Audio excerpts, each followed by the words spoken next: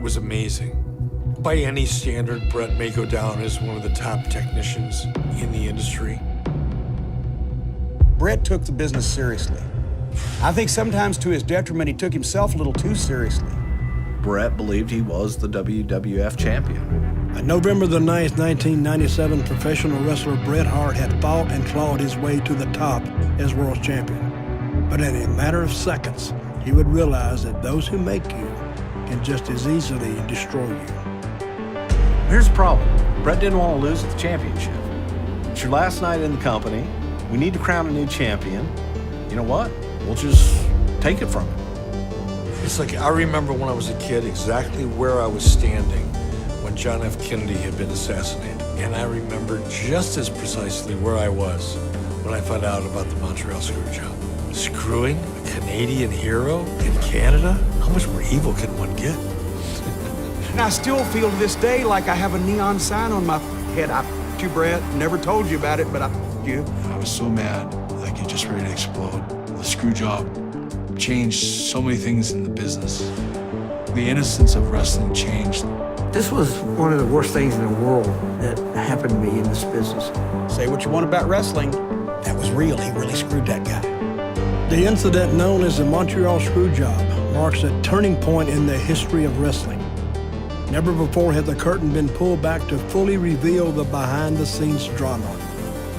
A dark plot of betrayal was exposed, legacies were redefined, and fans would never see wrestling the same again.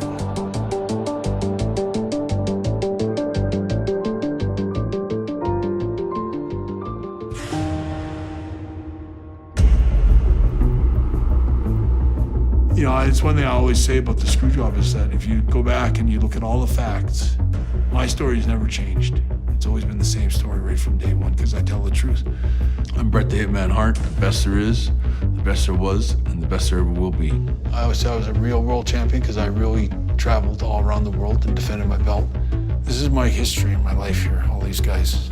Despite everything that's happened with the screw jobs and all that kind of stuff, for me, it's mostly happy memories. My name's Jim Cornette. For the past 35 years, I've worked for every major professional wrestling promotion in the United States as a manager, announcer, trainer, matchmaker, pretty much done it all. I was actually there. I actually lived it.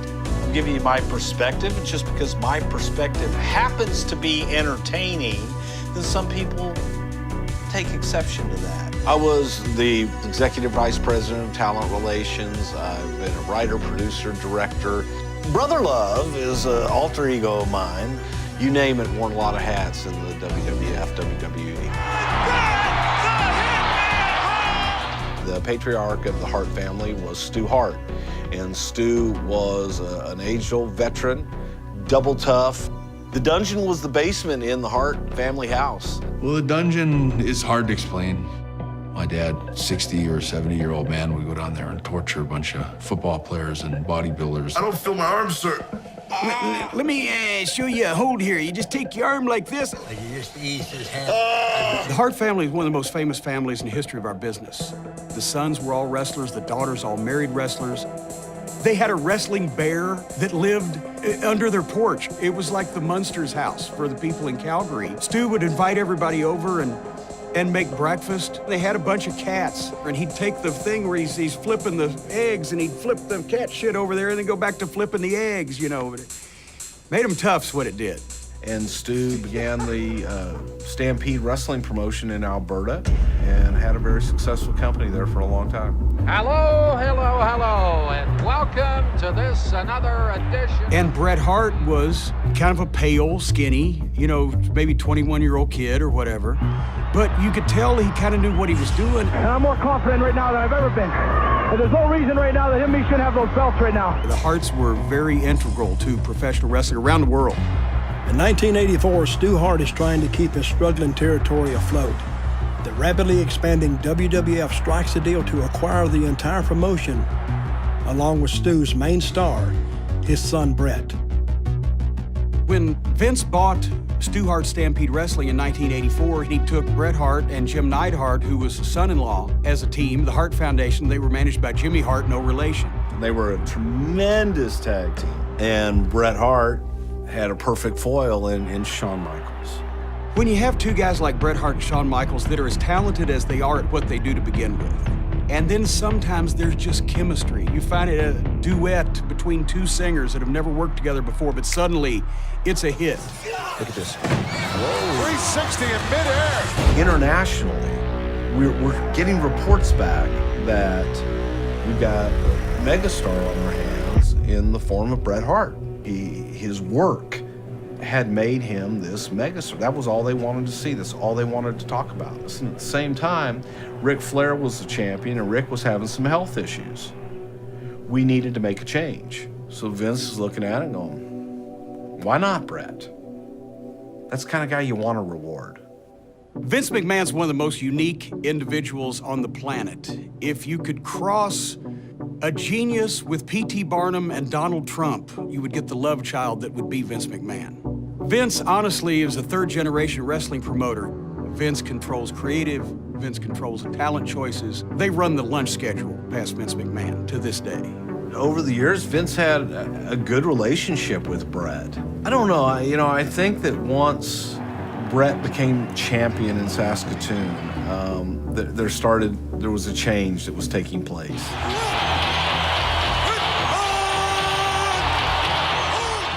The criteria for a world champion in those days, there wasn't a set physical list of maneuvers or whatever that you had to perform. It was whoever Vince thought could be the guy. Vince McMahon decides who the champion is going to be. It's not actually won by anybody. So Bret didn't beat Ric Flair. He won the championship in a scripted contest, okay, in a storyline. Bret deserved, to have that accolade.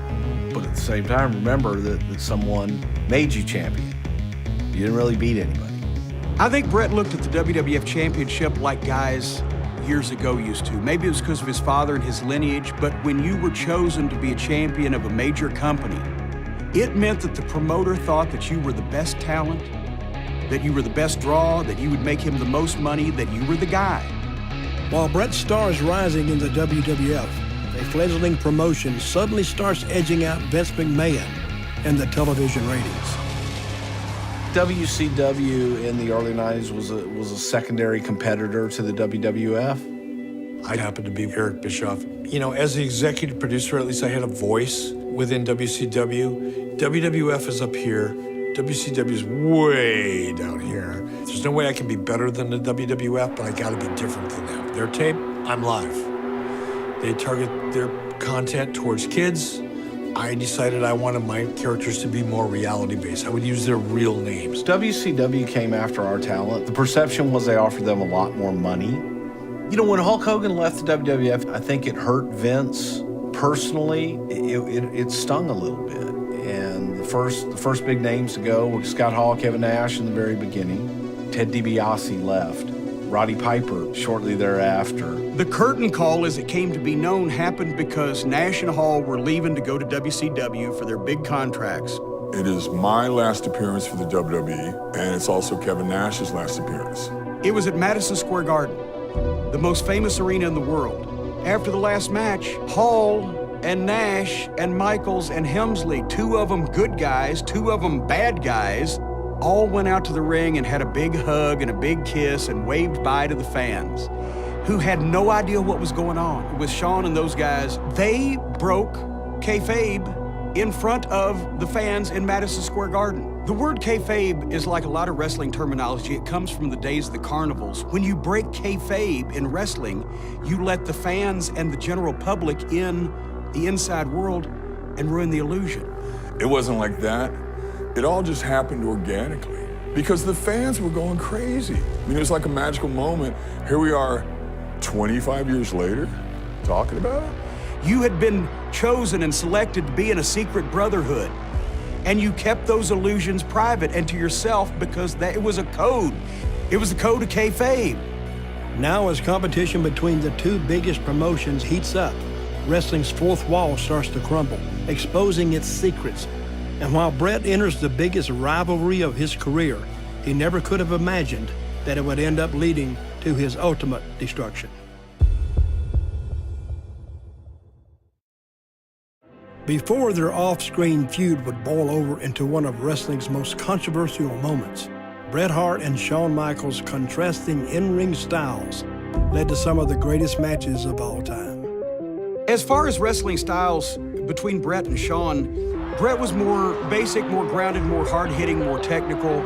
Michaels from the other side and oh no! Michaels, he's an incredible performer, but also a lot of his stuff is more pretty and a little bit more gymnastic. Oh, he's caught by Bret Hart. No, look at that. Oh! I think Shawn Michaels is probably the greatest performer all around. Plus, he was different. He wasn't a big giant.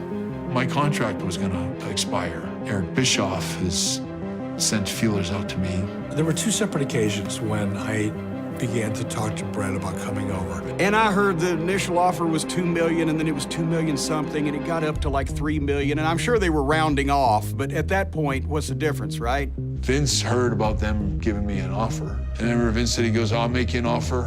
And we worked out a contract. It was $1.5 million for 20 years, I think. Bret favors loyalty over money and accepts the counteroffer from Vince McMahon. But then a mutual animosity between Bret and Shawn begins to take hold. Shawn was starting to get overwhelmed with negative. Doing a Chip and Dale kind of gimmick is not a heroic thing to do. Shawn Michaels saw an opportunity to be more and more of a top guy and also to be more and more of a prick. Nobody breaks into this wrestling business to work their way to the middle. I mean, if you don't want to be on top, you're in the wrong business. I don't really care if you want to have dinner with me. Do you want to wrestle me? Oh, you do? Okay. I don't think that they were really that different, which is probably where the real-life rivalry came into play. First day when I walked out and I ended up trashing Shawn Michaels on the interview about his Playgirl magazine centerfold. Before I went out, I said, Shawn, is it okay if I bring up that Playgirl magazine and take a jab at that and say something about it? He was, no, go ahead, say whatever you want.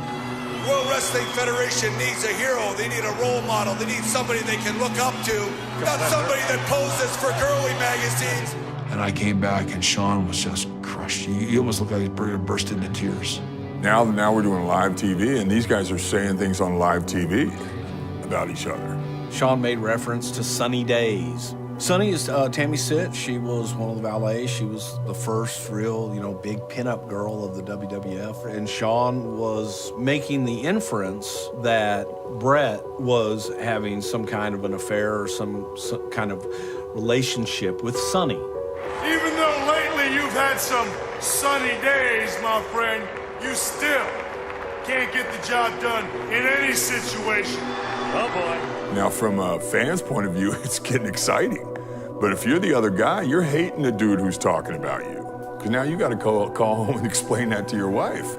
You don't mess with a guy's wife or his family, or else you can find yourself laying in a ditch somewhere. So we're in Hartford, Connecticut one night at the Hartford Civic Center.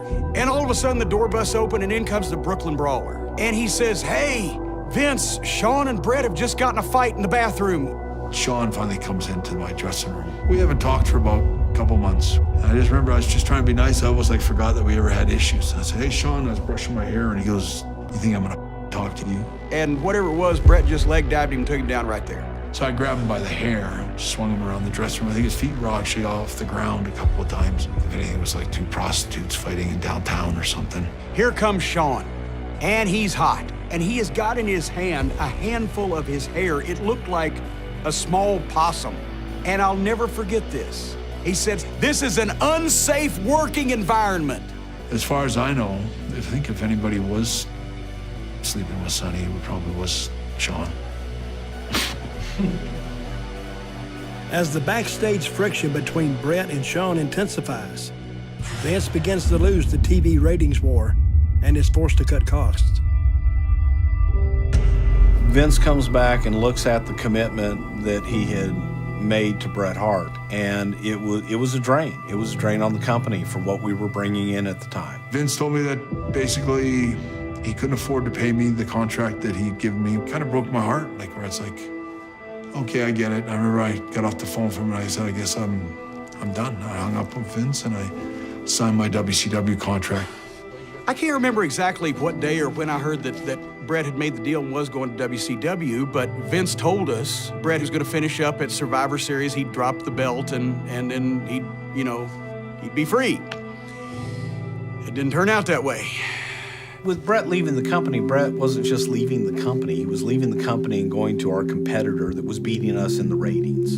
To have our champion leave the company is bad enough. To have them leave the company with the championship is a kick in the nuts. The time-honored tradition is when you're leaving a territory or a promotion, you lose on the way out. I got to tell you, in the beginning, there wasn't a whole lot of worry about it because it was Bret, and we thought that there would not be any issue with Bret dropping the championship to whoever we asked him to drop the championship to.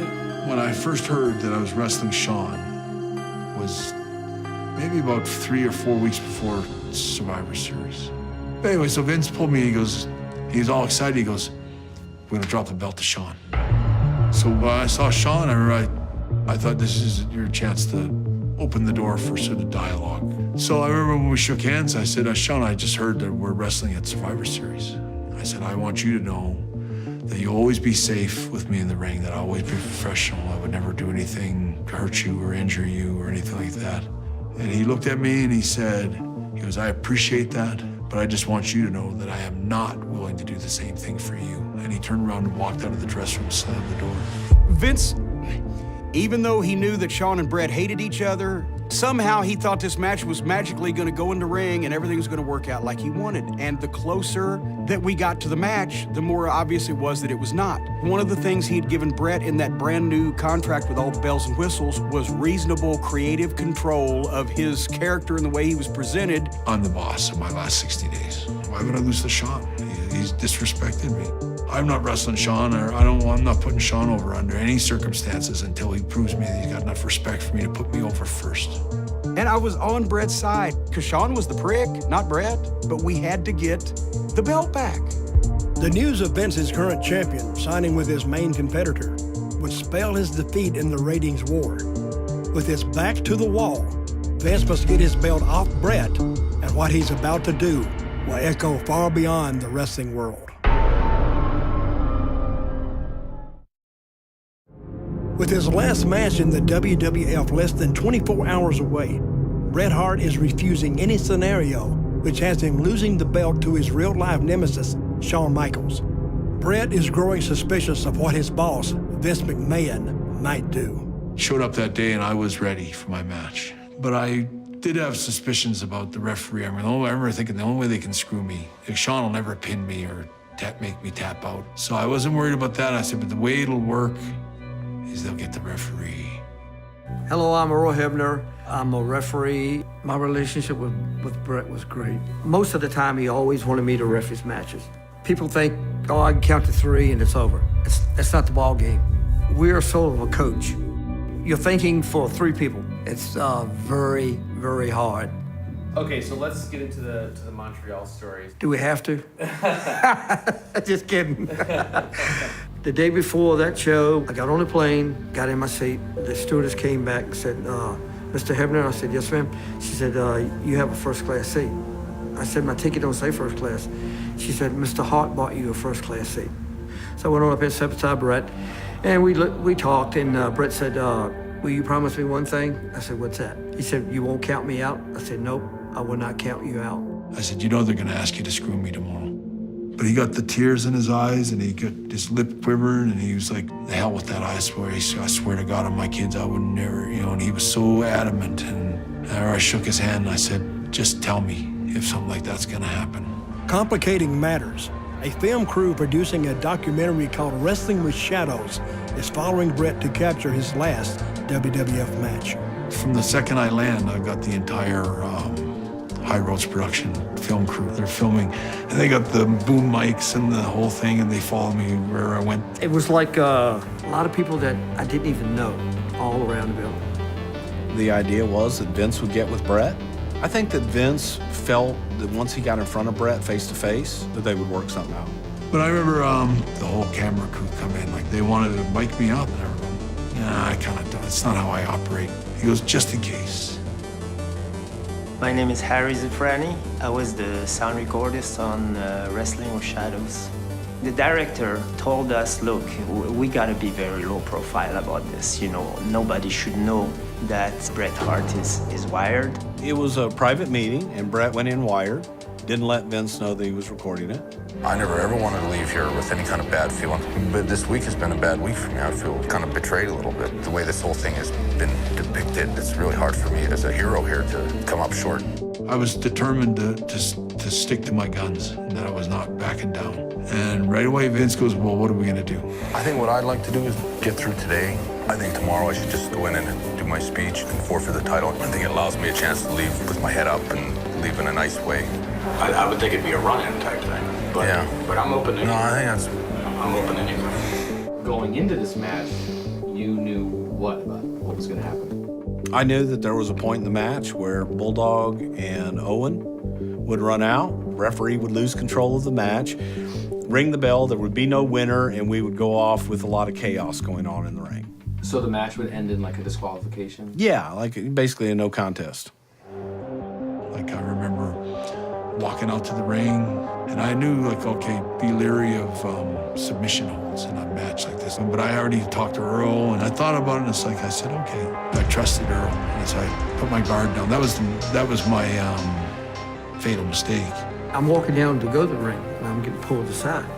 And Jerry Briscoe says, Vince McMahon wants you to ring the bell when he puts Bret in the sharpshooter. I said, what? He said, well, are you going to do it? I said, I don't know. Jerry Briscoe is a producer agent, one of the toughest sumbitches on the face of the earth. He grabs me by the arm. He says, is Bret Hart going to pay you? This is what Vince wants. Do you want a job or not?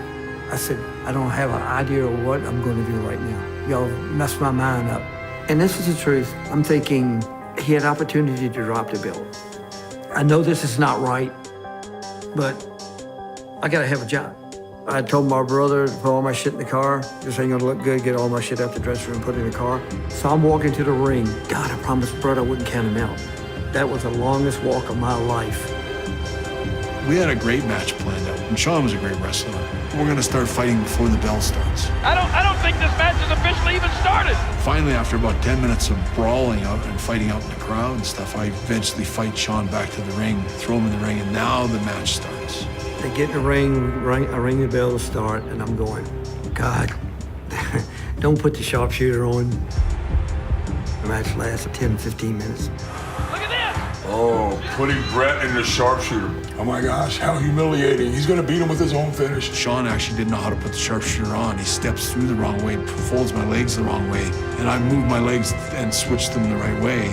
I remember when he put it on, I flipped over, I could see Vince McMahon, and I could see him, he's got this cold look on his face, and he's yelling it to ring the bell. Ring the bell, and he kept saying it to the guy, ring the bell. As the match was going on, I'm going, I don't know what I'm gonna do. I hated it.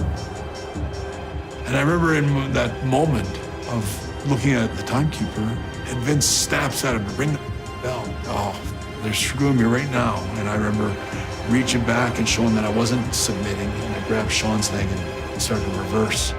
And you could hear the bell bing, ding, ding. If I hadn't rung the bell, Vince McMahon was gonna ring that bell. And at first I was like, I wanted to just kill Vince. I wanted to just jump through the ropes and just punch him out. And I couldn't believe he did it to me after all the years that I gave him and all the matches and all the hard work. And he would disrespect me like that. You son of a bitch. I jumped out of the ring, ran across the floor, jumped the hockey fence, and could still hear the bell ringing, jumped in the car, and we drove off. I had enough sense to paint WCW backwards so that you could read it on TV. Bret did the WCW for the fans there in Montreal. But it was, you know, it was what it was. I remember I had a nice good gobber spit, and I remember I just leaned over the top rope. Hollywood couldn't recreate something better than that. I wrecked a bunch of monitors and threw $100,000 headphones out into the crowd and stuff. Because of a couple of guys that couldn't get along, they hit on the most talked about match ending in the history of professional wrestling since the dawn of time. Widely viewed by fans as wrestling's most treacherous act, the Montreal Screwjob would tear the lid off of wrestling's sacred brotherhood. But its true architect has yet to be revealed.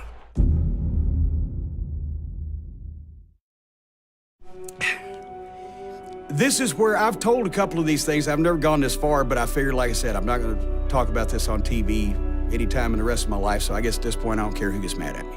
So it was me and Vince Russo at Vince McMahon's house. My name is Vince Russo. I was the head writer at the WWE during the infamous Montreal Screwjob. And quite honestly, I wasn't even originally slated for this documentary. And then I wanted to be a part of it because I was there. Like, I knew what would happen. So I'm sitting there that day. First, Vince gets up and he takes a phone call from Bret. What I could tell you about that phone call is, Vince pitched many different scenarios for Shawn Michaels to take the belt off of Bret Hart. And Bret soured on every single one of them. Vince told Bret we'd go back to the drawing board, and that's exactly what we did. Well, this finish won't work, and that finish won't work, and Bret just wants to come out and hand the belt over on TV the following night without getting beat. I'm sure he does. So then he goes and he calls Shawn. Every time Vince goes in there, then I have to sit in a room twiddling my thumbs with the guy that I hate worse than anybody in the world, Vince Russo. We'd get in these creative meetings, and the three of us would argue. And it wasn't the three of us, it was Jim and me.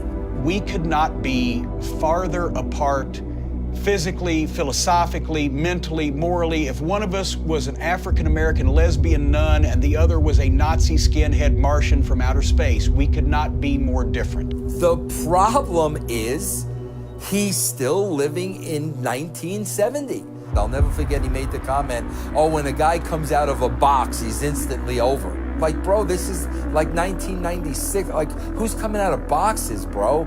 Vince Russo's never had any respect for professional wrestling. He booked the wrestling program to pattern after Jerry Springer.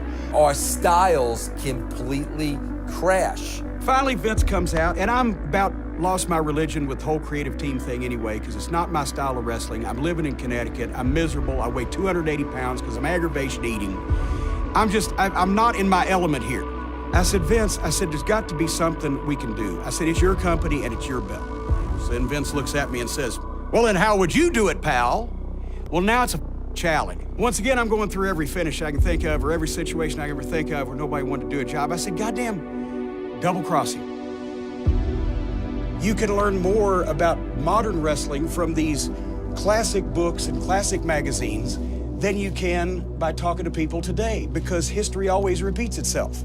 In 1931, there was another double cross in Montreal, the Battle of the Bite. Strangler Lewis controlled the championship and nobody could get it away from him because it was worth so much money. Lewis has a title match in Montreal against Henry Deglaine. They lock up and immediately Deglaine grabs Lewis's own hold on Lewis, the headlock, and takes him down, and they go down on the mat because Lewis is working with him, and probably they're gonna do some kind of reversal. Deglaine starts screaming bloody murder at the top of his lungs. The referee checks Deglaine. Huge bite mark on the guy's chest. Apparently, when Deglaine got the headlock on Lewis, Lewis had bitten him. Here's the thing. It was actually Dan Koloff, Deglaine's cornerman, had bitten him in the locker room and then did this, and then when they locked up, boom, headlock, nobody can see what happened. Referee disqualifies Strangler Lewis and awards the title to Henry Deglaine. That's a double cross, and it's as old as the hills in wrestling. So when Vince says, well, how would you do it then? Bret's hold is the sharpshooter. But let Shawn get Bret's hold on him. If the referee just calls for the bell as a submission, nobody can tell anything was wrong because that's what it's supposed to look like anyway. And to tell anybody anything was wrong, I said, Bret Hart, of all people, would have to expose the business. I said, what's he gonna do, call the newspapers? But then Vince, and he gave that humph like he does whenever you would be discussing tomfoolery, and he would say, all right, let's get back to reality, and we went on. Do you recall during that meeting with Vince and Cornette ever told a history lesson about double crosses that had happened in the past? Unless I was in the bathroom during that scenario did not take place in front of me when I was sitting at the table. I'm not gonna call Jim Cornette a liar. And when I was sitting at the table and Cornette was sitting at the same table, I pitched that exact scenario to Vince.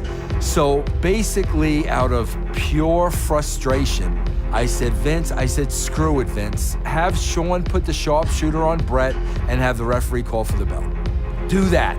Vince Russo didn't know what a double cross was. He was sitting there with his eyes open. People tell me all the time, oh, Vince, you take credit for the Montreal Screwjob. I wish I didn't pitch the idea. That was a miserable night. It was one of the worst experiences in my life in the wrestling business. I swear on my mother's grave, my father's grave, my wife's life, and my dog's life, the story I just told you is true. Vince Russo is the biggest liar in professional wrestling, and imagine the territory that takes in. When I was sitting there at the monitor, I saw him go into the spot. That's when I shit myself. Holy, he's actually gonna do this. And look to this, look right now. Close up on the goosebumps. Now I'm thinking, I don't know who else knows about this. I just know that there is a high probability that somebody in this building is gonna want to beat the shit out of me in the next 10 minutes, and I'm gonna get out of here. When I'm starting my car up and starting to pull out, I heard a car rev the motor and saw the headlights pop up behind me. That had to be Hebner. I beat him out of the building.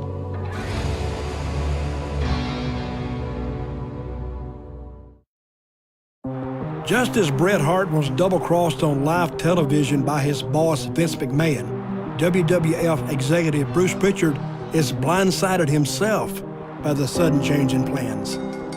So it's chaos. I'm not even realizing what's happening in front of me. How did you feel about not being involved in?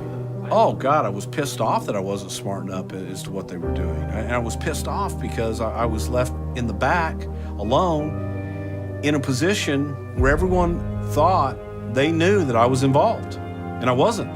I felt very alone. I felt betrayed. That piece of shit's locked himself in his office. Cameras are off. Show's over. I got screwed. And I was so mad. And there's Sean suddenly in my dressing room. He's swearing to God that he had nothing to do with it. Sean, you were in on that?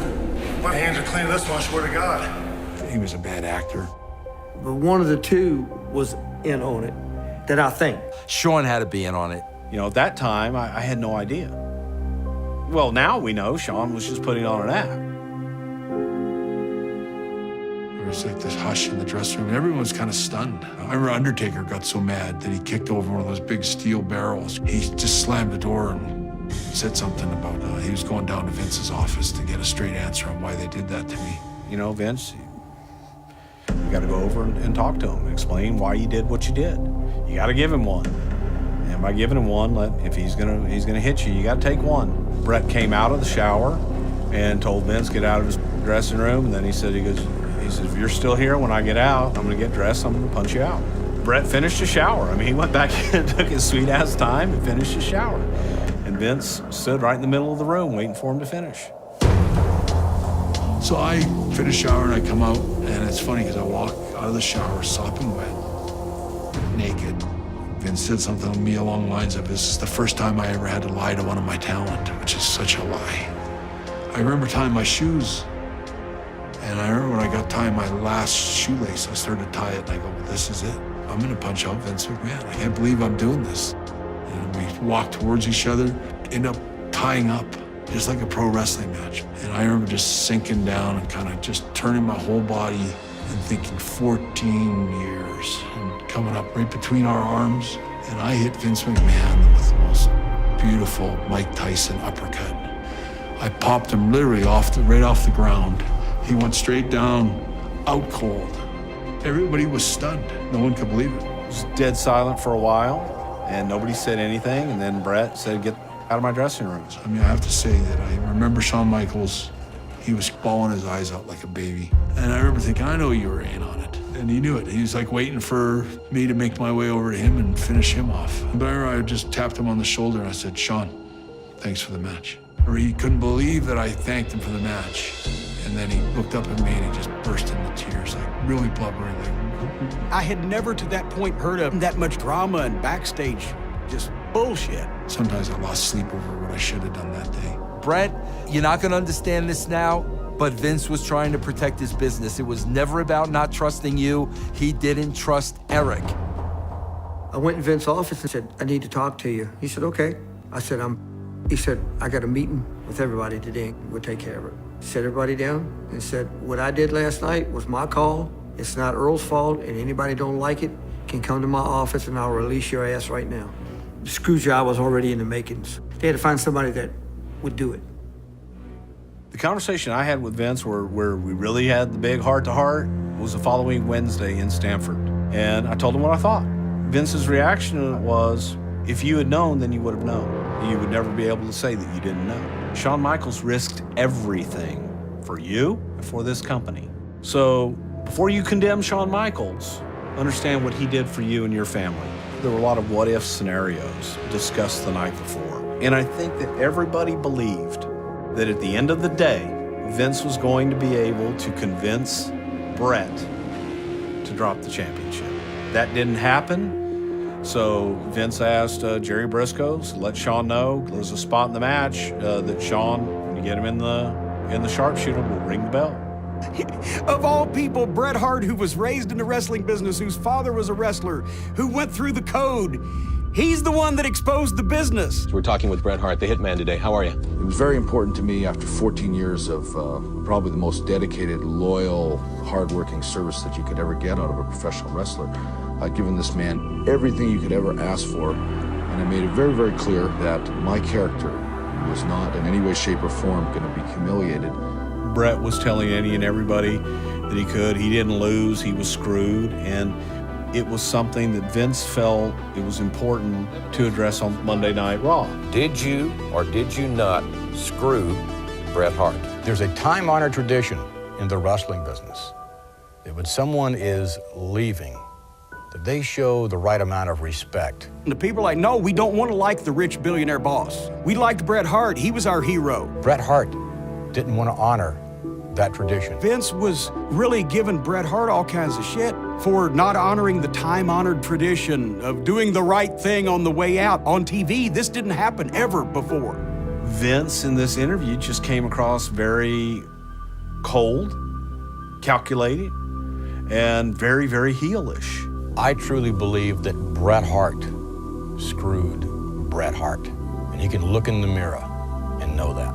Rather than sweep this incident under the rug, Vince capitalizes on it by transforming this real-life incident into a storyline where he reinvents himself as an evil, conniving mastermind. When I debuted, the fans didn't know that Vince was the owner. He was an announcer. And then once the word got out that he actually owns the company, he's the power behind the throne, this and that, Vince ran with it. Mr. McMahon is one of the greatest heel characters of all time, yes. I mean, you've heard arenas full of people chant, asshole, asshole. If they had done it right, everybody prospered. Shawn Michaels became the WWF champion off a big win. Vince McMahon became the catalyst to the evil empire, Mr. McMahon, and they handed the hottest wrestler in the world, Bret Hart, to WCW, and they dropped that ball. In the aftermath of the Montreal Screwjob, wrestling changed forever. The fourth wall had fallen.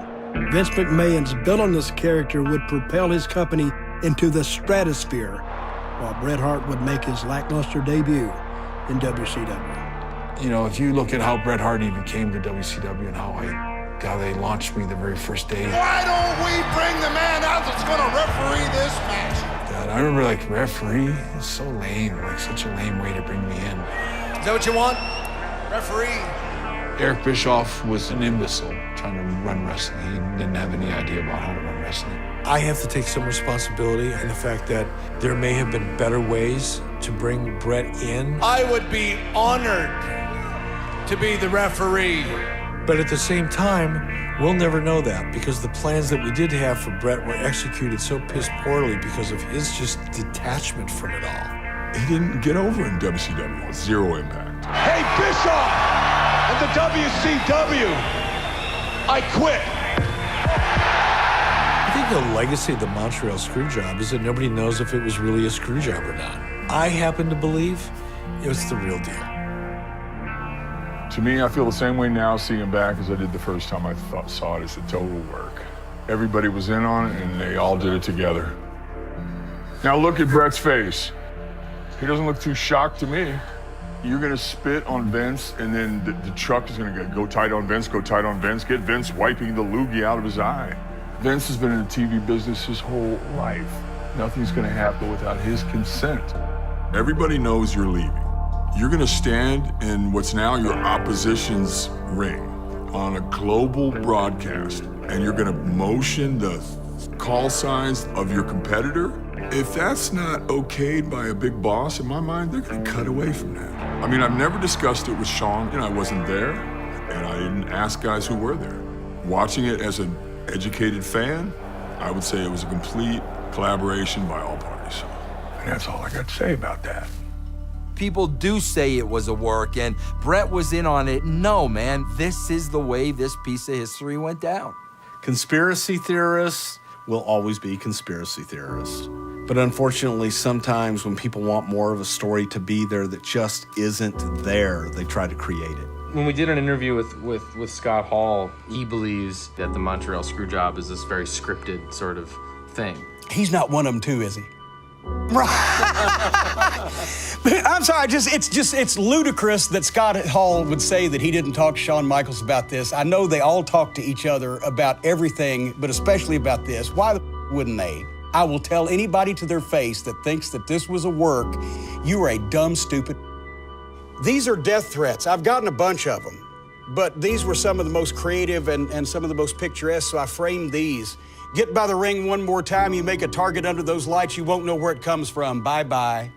They pulled it all off because I trusted the referee. Poor Earl, he's just a little guy. I feel so bad for him. Like, to put that on him was such a rotten thing to do. For the last 15 years, it's been the shits. That's always a chant in any arena as you screw Bret. We never talked for a long, long time, many years. Even though Bret and I are friends now, this is still upsetting. I guess you can tell I'm kind of break it down a little bit, but it's something that will be with me forever. A lot of people will say, hey, it was their idea, all the way from Vince Russo to Jim Cornette to Triple H to Shawn to me. You know, we all said it. The Montreal Screwjob is remembered all kinds of different ways by all kinds of different people. For the fans, it was like one of the first big behind-the-scenes things that exploded, and they heard about and they realized that there was more intrigue in the locker room and in the boardroom than there sometimes was in the ring. As soon as you start doing that, as soon as you don't believe it's real anymore, it's not really worth watching. That's the way that people feel when they lose faith in their hero. That's when you lose people in wrestling, because they believed in the people involved. Even if they didn't always believe all the action, they believed in the people. I take a lot of pride, almost ridiculous pride in being the wrestler that I was. I believe that I was the guy that reinforced the wrestling aspect of the wrestling show. And that's what I like to be remembered for. The reality of the situation is that if two guys just could have got over themselves, well, we wouldn't be sitting here today. I mean, any final thoughts on, like, Jim? I've ignored him for years, and it's on and on. It's my personal enjoyment at this advanced age to remind everybody at every opportunity that he's a liar. It's freaking wrestling. It means nothing. I will live to piss on his grave. Even if I'm in a walker, my wife already has instructions. She's out of the will. If she doesn't get me there, if I'm not ambulatory, I'll find Vince Russo's grave and I will piss on it, and there will be a picture of that hanging on my wall when I pass away. And hate is a hell of a motivator.